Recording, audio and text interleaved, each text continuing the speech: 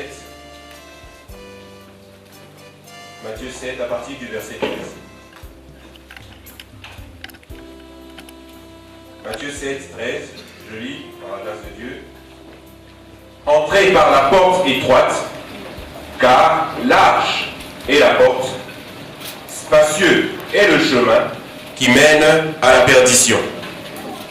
Et il y en a beaucoup qui entrent par là. Mais étroite est la porte, resserré le chemin qui mène à la vie. Et il y en a peu qui les trouvent. Alléluia. Entrez par la porte étroite, car large est la porte, spacieux est le chemin qui mène à la perdition. Et il y en a beaucoup qui entrent par là. Mais étroite est la porte, resserrez le chemin qui mène à la vie. Et il y en a peu qui les trouvent. Alléluia. Christ dit, je suis le chemin. Et il est la porte. Mais quand nous lisons ce passage, la Bible nous dit qu'il faut entrer par la porte étroite. Et c'est la porte étroite qui est la porte qui mène à la vie. Et la Bible de préciser qu'il y en a peu qui passent par là. Il y en a peu.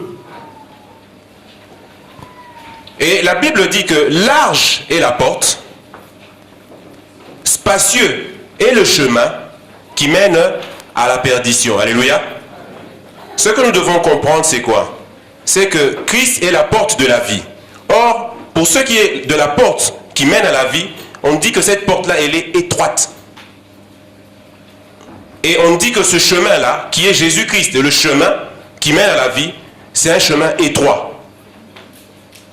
et resserré. Qu'est-ce que cela nous fait comprendre? C'est que la porte large, c'est la facilité. Alléluia. La porte large, c'est la facilité. C'est ce qui est facile à faire, là où il n'y a pas beaucoup de gymnastique à fournir. Alléluia.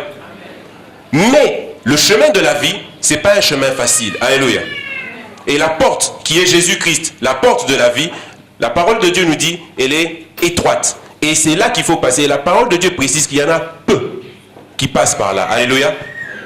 C'est pour dire que ce n'est pas ce que la masse fait qui est de Dieu. Alléluia. Ce n'est pas ce que la masse fait. Parce que la Bible dit, entrez par la porte étroite, car large est la porte et spacieux le chemin qui mène à la perdition. Mais, et la Bible nous précise que beaucoup passent par là. Beaucoup aiment la facilité. Alléluia. Et là, je parle pas par rapport à la vie du monde, je parle par rapport à la vie chrétienne. Alléluia. Beaucoup aiment la facilité. Et actuellement, dans les assemblées, il y a beaucoup de choses qui se font. Et la tendance serait de faire comme les autres font. Alléluia. Mais la parole de Dieu nous précise que beaucoup vont, mais par le chemin, passent par la porte et suivent le chemin qui mène à la perdition. C'est pour nous faire comprendre, bien-aimés, que nous avons intérêt à rechercher véritablement la parole sans mélange. Alléluia. Pour ceux qui étaient là au début des enseignements, j'avais dit que Christ dit ceci, vous annulez la parole de Dieu au profit de votre tradition. Et j'avais dit que pratiquement la majorité des assemblées chrétiennes fonctionnent selon la tradition. Et ça rejoint cette parole. Parce qu'actuellement, il y a un système que nous voyons dans les assemblées, et c'est le système le plus répandu. Alléluia. Or, que nous dit la Bible pour ce qui est de la masse? La Bible dit beaucoup. Or, dans le beaucoup là, c'est ce que nous voyons dans les assemblées chrétiennes. Beaucoup ont adopté une façon de fonctionner. Beaucoup. Et ce que nous sommes en train de partager ici, je vous le dis solennellement, il n'y en a pas beaucoup qui fonctionnent de cette façon-là. Alléluia. Il n'y en a pas beaucoup qui fonctionnent de cette façon-là. Parce que ce n'est pas évident. Alléluia. Or, la Bible nous dit, c'est par là que nous devons passer. Parce que c'est ça qui mène à la vie. Certainement que ça peut poser des interrogations. J'en suis conscient. Mais la parole de Dieu, quand la parole de Dieu vient, c'est pour réellement transformer, pour réellement ôter ce qui est du monde, pour que nous puissions adopter les principes divins. Alléluia. C'est tout à fait normal que ça nous bouscule. Je le comprends. Et je l'avais dit. C'est tout à fait normal. Pourquoi? Parce que quand nous venons dans le Seigneur, pourquoi la Bible dit dans Romains 12, soyez renouvelés? Pourquoi? Parce que Dieu sait que quand nous venons avec un background, avec un bagage, avec un vécu du monde. Quand bien même nous avons accepté, mais le réflexe que nous avons, c'est de prendre ce que nous avons connu et de vouloir l'amener dans l'église. C'est pour cela que la Bible dit, soyez renouvelés. Et ce n'est pas évident, parce que le changement, tout changement, ou toute chose que dont nous n'avons pas l'habitude, ça nous bouscule un peu. Mais soyez rassurés, Dieu est le maître de toutes choses. Soyez rassurés, Dieu est le maître de toutes choses. Dieu est le maître de toutes choses. Ne passons pas par le chemin large, où tout le monde passe, un grand boulevard, la facilité, on fait comme tout le monde. Non, non, bien-aimés, non. Si nous voulons réellement la vie, passons par le chemin resserré, par la porte étroite. Et c'est ça que peu trouvent. Et quand on dit peu, effectivement, statistiquement parlant, regardons le fonctionnement des assemblées, il n'y en a pas beaucoup qui fonctionnent selon ce que nous avons partagé. Il n'y en a pas beaucoup. Parce que la tendance est de faire comme tout le monde. Dieu n'est pas dans le tout le monde. La majorité, c'est Dieu lui-même. Dieu n'est pas dans le tout le monde. Nous voulons la vie. Appliquons ces choses. Nous avons l'habitude des messages. Alléluia, tu es la fille du roi, tu es le fils du roi, tu es béni, les gens sautent, bougent les mouchoirs, montent sur les tables. C'est pas ça. C'est pas ça. Ce n'est pas ça. Ce n'est pas ça. La parole de Dieu, en règle générale, lisez les évangiles, lisez la parole de Dieu. Quand la parole de Dieu arrive, ça bouscule. Parce que l'homme a une conception et là, en règle générale, ce n'est pas la conception de Dieu. Et quand Dieu commence à amener sa conception, l'homme est toujours bousculé. Parce que l'homme a une certaine façon de fonctionner. Mais ce n'est pas la façon de fonctionner de Dieu. Ce n'est pas comme ça que Dieu fonctionne. Voilà pourquoi ça va nous bousculer. Mais regardez la vie de Christ. Regardez la vie de Christ. La Bible dit qu'il a été sujet de contradiction. Parce que les choses qu'il avait amenées, ça a bousculé beaucoup. Ceux qui voulaient rester dans le statu quo.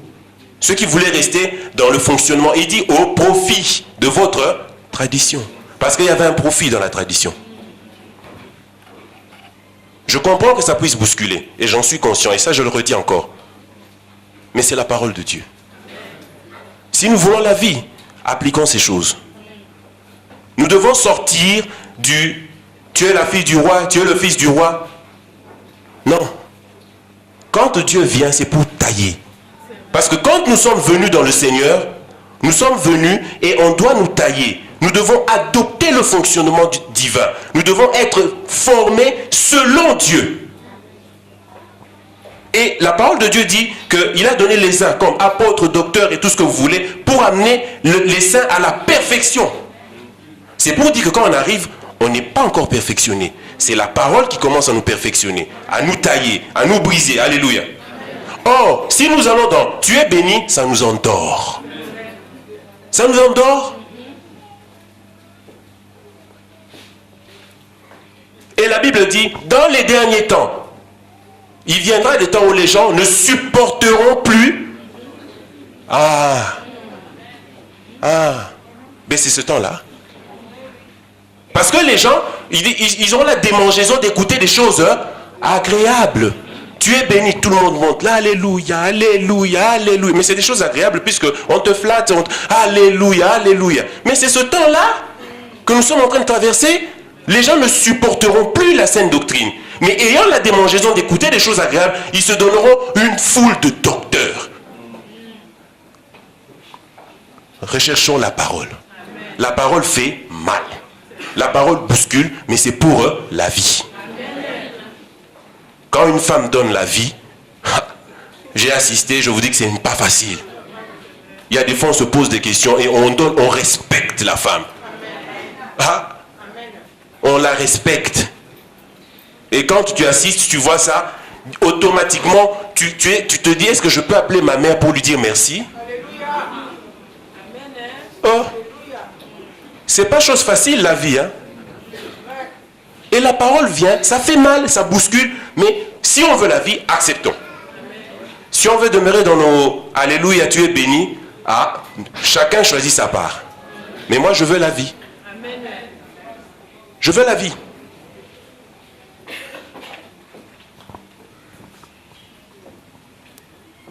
Je veux la vie. Ça va nous bousculer, mais c'est comme ça.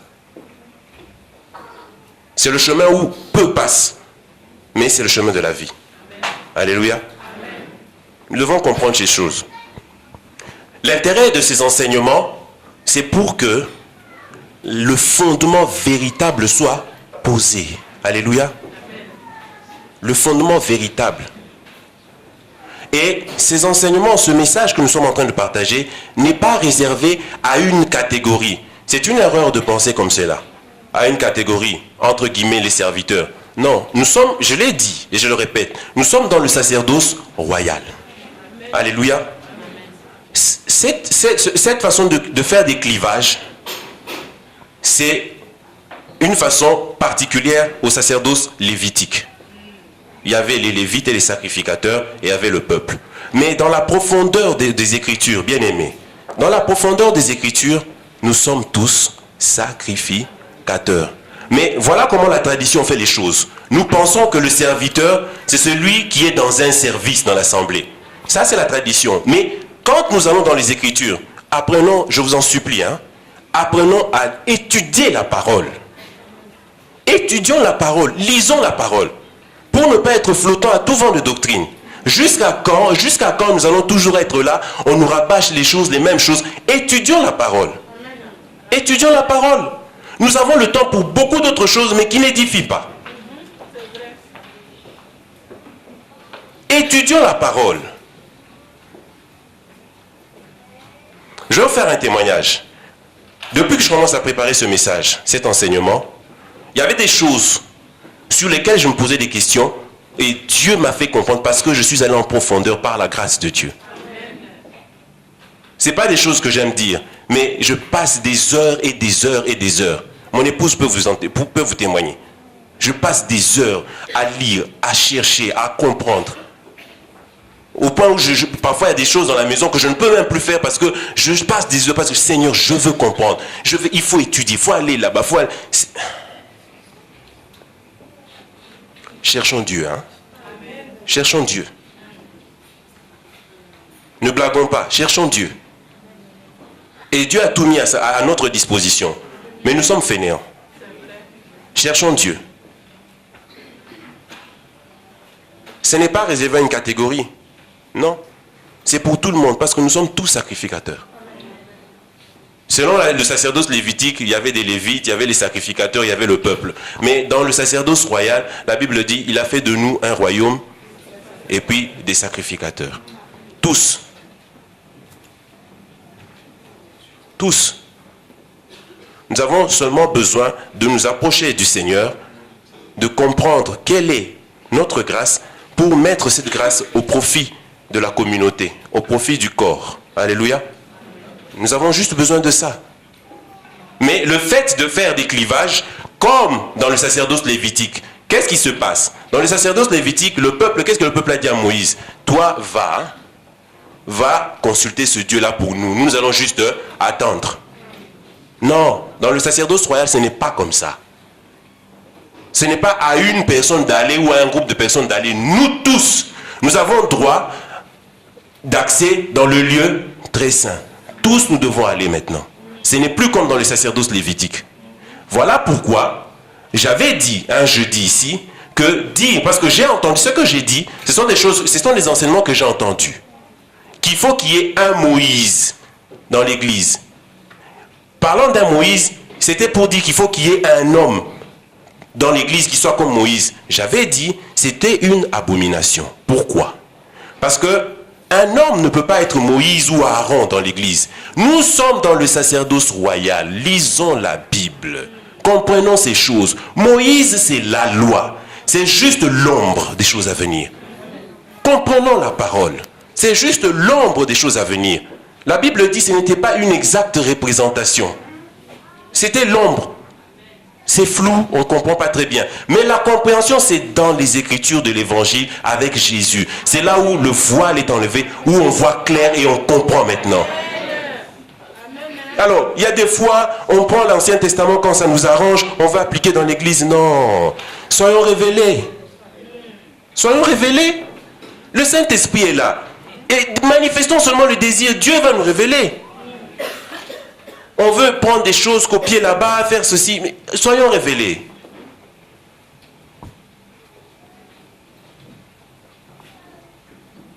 J'ai entendu des enseignements, il faut qu'il y ait un Aaron dans l'église. Mais nous avons un Aaron, mais cet Aaron, c'est Jésus. On ne peut plus avoir un homme Aaron. Parce que ce que vous ne comprenez pas, c'est que accepter ces choses, c'est nous ramener en arrière dans le sacerdoce lévitique. Parce que qu'est-ce que Aaron faisait? C'est Aaron qui allait seul, une fois dans l'année, dans le lieu très saint. Et tout le peuple était dehors. Or, la Bible dit, le voile du temple est déchiré. Ce sont des abominations que nous ne devons plus écouter dans l'église. Il faut qu'il y ait un Aaron. Non. Le voile est déchiré. Nous avons tous accès. Et cela ne fait pas que ça va être le désordre. Non. Quand on est brisé, quand on est né de nouveau, on fonctionne selon l'esprit et selon les grâces. On fonctionne selon l'esprit et selon les grâces. Le désordre ne vient que pour ceux qui ne sont pas nés de nouveau. C'est pour ça que nous avons des problèmes dans nos églises. Parce que à la base, le travail n'a pas été bien fait. On ramène comme ça les gens, on est content de remplir les églises. Mais maintenant, ça nous pose des problèmes parce que comme le travail n'a pas été bien fait, voilà maintenant que ces gens qu'on ramène en masse dans les églises, qui ne sont pas transformés, qui ne sont pas renouvelés, commencent à poser des problèmes. Commencent à poser des problèmes. On ne peut pas fonctionner comme Dieu veut que nous puissions fonctionner. Comment Dieu fonctionnait, comment l'église fonctionnait du temps de l'église primitive? Nous avons vu ça ici le jeudi. La Bible dit, il parut bon aux apôtres, aux anciens, aux frères, à toute l'église. Normalement, le fonctionnement de l'église, c'est comme le corps. Tous, nous devons participer. Tous, nous avons la grâce. Ça ne crée pas le désordre. C'est tout simplement quand on est réellement brisé, on sait reconnaître la grâce de tout un chacun. C'est tout. Et comme nous avons le même esprit, si nous sommes réellement brisés, nés de nouveau, nous n'allons pas nous marcher sur les pieds. Nous nous marchons sur les pieds parce que nous n'avons pas le même esprit. Et nous n'avons pas les mêmes objectifs. Vu que nous n'avons pas le même esprit, logiquement, nous n'avons pas les mêmes objectifs. Chacun vient chercher son intérêt. Voilà pourquoi on ne peut pas fonctionner selon la parole de Dieu.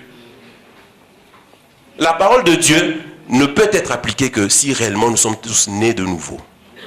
Nous avons réellement le même esprit. Comme c'était du temps de l'église primitive. Un seul cœur, une seule âme. Voilà pourquoi les apôtres ne craignaient pas de pouvoir faire participer les frères, la communauté aux décisions. Mais aujourd'hui, on est hésitant. Parce que comme le travail, je le répète encore, à la base, le travail n'est pas bien fait, on amène, on remplit. On ne sait plus qui est né de nouveau, qui n'est pas né de nouveau. Mais les apôtres, du temps de l'église primitive, ils se connaissaient.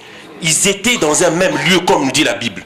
Je me suis posé la question, le jour où Pierre a apporté l'évangile, il y a eu 3000 âmes. Et c'est finalement, Dieu m'a fait comprendre que c'était spirituellement. La Bible dit, ils étaient tous dans un même lieu. Alors je me dis, 3000 âmes, tous dans un même lieu. Mais il faut le comprendre spirituellement. Ça veut dire qu'ils étaient tous au même endroit, en esprit. En esprit. Et c'est ça qui nous fait défaut. Et c'est ça qui nous fait défaut.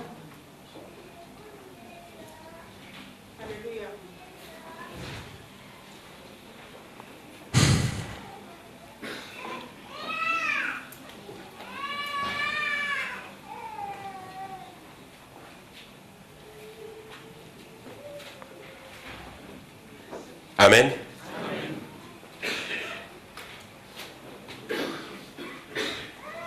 Et puis quand nous lisons les commentaires bibliques, vous devez comprendre une chose. C'est bien d'étudier la parole. C'est bien de lire les commentaires bibliques. Mais les commentaires bibliques sont faits sur la base historique et intellectuelle. Alléluia. C'est pas une mauvaise chose. Mais les commentaires bibliques ont leurs limites. Parce que, en ce qui concerne la parole, c'est une affaire de révélation. Alléluia. C'est bien, ils ont fait un beau travail. C'est bien. Parce que je sais, j'ai eu des retours. Mais les commentaires disent ça. Mais je vous dis, les commentaires bibliques, c'est bien dans une certaine mesure. Mais les commentaires sont faits sur une base intellectuelle et historique. Or, l'affaire de la parole, c'est la parole, c'est une question de révélation. Parce que la Bible dit, c'est un mystère caché. Dans les commentaires bibliques, on dit que Timothée et Tite, c'était des pasteurs. C'est écrit nulle part dans la parole. Mais vous voyez ça dans les commentaires bibliques. Or, nous allons lire 2 Timothée 4,5. On n'a pas l'écran. Nous allons lire 2 Timothée. Bien aimé, si tu peux m'aider, s'il te plaît. 2 Timothée 4,5.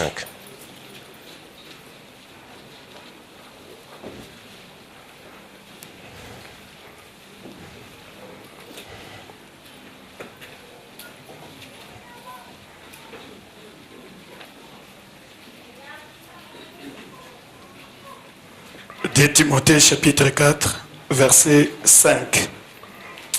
Mais toi, sois sobre.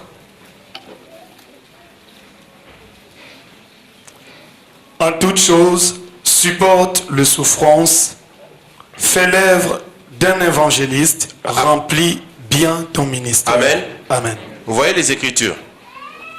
Les commentaires disent, les commentaires bibliques disent, Timothée et Tite étaient des pasteurs. Mais vous voyez qu'est-ce que les Écritures disent pour Timothée? Fais l'œuvre. Vous avez lu ou pas? Fais l'œuvre d'un évangéliste.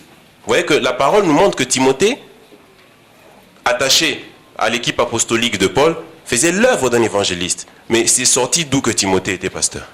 Ça, c'est les commentaires bibliques. Parce qu'ils font les choses non selon la révélation, mais selon l'intelligence. C'est pas mauvais, mais ça a des limites. Amen. Ok. Et je redis encore une chose que j'avais dite le jeudi. Nous avions parlé des systèmes de fonctionnement. Il y avait le système païen, le système juif, et nous avons parlé du système divin, le principe divin. C'était le principe du corps. Je ne vais pas y revenir, il y a beaucoup de la matière. C'était le principe du corps, fonctionnement selon le corps humain. Et il avait dit, dans le corps humain, il n'y a pas une hégémonie d'un organe sur l'autre. Alléluia. C'est une affaire de complémentarité. Est-ce que vous comprenez ces choses? C'est une affaire de complémentarité dans le corps. Ce n'est pas une affaire d'hégémonie. Et ça peut bousculer. Parce que, comme je le dis encore, nous fonctionnons selon le tout le monde, selon le chemin spacieux. Mais dans l'église, j'ai dit que c'est inapproprié de parler de hiérarchie. C'est inapproprié. Parce que Christ, nous avons bien lu dans la parole, Christ a dit qu'il n'en soit pas de même au milieu de vous. C'est inapproprié de parler de hiérarchie. Il y a un exercice d'autorité, mais qui n'est pas selon le monde. Alléluia.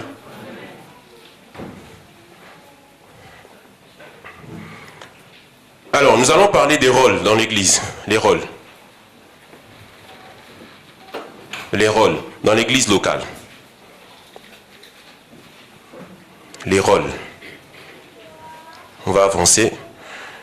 Dans l'église locale, j'ai retenu trois grands rôles. Dans l'église locale, c'est le dernier PowerPoint, nous avons les anciens. C'est pas par ordre de priorité ou par ordre de supériorité, non.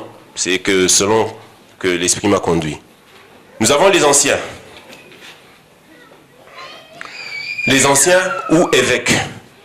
Nous allons lire 1 Pierre 5, 2, 3, les anciens. Ça, c'est les rôles dans l'église locale. Nous sommes toujours dans le fonctionnement. 1 Pierre 2, 5, 3. 1 Pierre 2, 5, 3. 1 Pierre chapitre 2,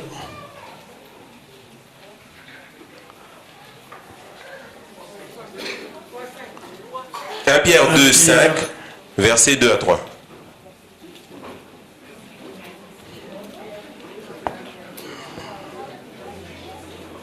1 Pierre 5, versets 2 à 3. 1 Pierre. Voilà. C'est bon, j'ai trouvé, je vais lire. C'est bon.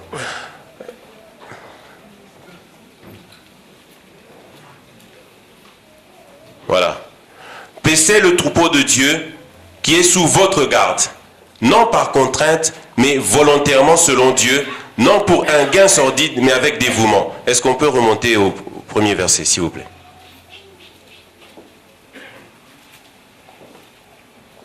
Voici les exhortations que j'adresse aux anciens qui sont parmi vous, moi ancien comme eux, témoins des souffrances de Christ et participants de la gloire qui doit être manifestée. Verset 2. Paissez le troupeau de Dieu qui est sous votre garde, non par contrainte, mais volontairement selon Dieu, non pour un gain sordide, mais avec dévouement. Verset 3. Non comme dominant sur ceux qui vous sont échus en partage, mais en étant les modèles du troupeau. Alléluia. Alors, ancien, vous allez voir dans la parole de Dieu, le mot ancien revient régulièrement. Ancien vient du grec presbytéros, qui veut dire tout simplement avancer dans la vie, plus âgé. Presbytéros. Et quand vous lisez les Écritures, il y a deux mots qui sont utilisés indifféremment, c'est ancien ou évêque. Et évêque vient du grec aussi. Épiscope, qui veut dire surveillance, inspection. Alléluia. Donc voilà les deux mots qui sont employés indifféremment pour la même fonction ou bien pour le même rôle. Ancien ou évêque. Donc ancien vient du grec presbytéros, qui veut dire plus âgé, avancé dans la vie, aîné. Et évêque vient du grec épiscope, qui veut dire surveillance, inspection. Alors, en Israël, comme nous avions dit, Israël est le modèle, est le prototype, le type de l'Église. Alléluia. Et en Israël, il y avait les anciens du peuple. Et quel était leur rôle dans la vie du peuple d'Israël? C'était d'être consultés. Alléluia. Les anciens étaient consultés pour toute décision. Et ils participaient à toutes les décisions qui étaient prises pour la vie du peuple d'Israël. Amen. Les anciens participaient à toutes les décisions. Vous allez lire, je vous donne les passages parce que nous devons évoluer. Deutéronome 27, 1 et 2 Samuel 5, 3. Nous allons prendre juste 2 Samuel 5, 3. Si on peut évoluer rapidement. 2 Samuel 5, 3. Ainsi, tous les anciens d'Israël vinrent auprès du roi à Hébron, et le roi David fit alliance avec eux à Hébron, devant l'Éternel. Ils oignirent David pour roi sur Israël. Alléluia. Donc vous voyez que ils étaient importants dans la vie d'Israël, du peuple d'Israël. Ils étaient consultés et ils participaient à toutes les grandes décisions concernant la vie du peuple d'Israël. Mais nous disons que Israël est le type de l'Église. Et dans l'Église aussi, nous avons les anciens. Israël était l'ombre des choses à venir. Alléluia. Parce que ce qui s'est fait avec Israël, c'était du temps de la loi. Mais aujourd'hui, nous avons, comme nous avons dit, le voile est ôté en Christ Jésus. Dans l'Église aussi, nous avons les anciens. Et qu'est-ce qu'ils ont comme fonction dans l'Église? Nous allons lire 1 Timothée 5, 17. Nous avons déjà vu. Je m'arrête d'abord dans 1 Pierre 5, 2, 3 que nous avons lu. La Bible dit, si on peut me remettre le passage, 1 Pierre 5, 2 à 3. 1 Pierre 5, 2 à 3. Paissez le troupeau de Dieu. Alléluia. C'est Pierre qui est en train de parler. Il exhorte les anciens, parce que lui aussi il était ancien. Il dit, paissez le troupeau de Dieu qui est sous votre garde, non par contrainte, mais volontairement selon Dieu, non pour un gain sordide, mais avec dévouement. Verset 3. Non comme dominant sur ceux qui vous sont échus en partage. Alléluia. Donc voilà, les anciens, dans l'Église, c'est des personnes âgées. ayant une certaine expérience de la vie chrétienne et une maturité spirituelle. Alléluia. Et ils ont comme fonction, c'est de surveiller le troupeau. Alléluia. Le troupeau, c'est toutes les personnes nées de nouveau. Ils ont une maturité. Ce n'est pas une, comme j'avais dit, une hiérarchie bien établie, non. C'est plutôt fonctionnel. Quand je dis fonctionnel,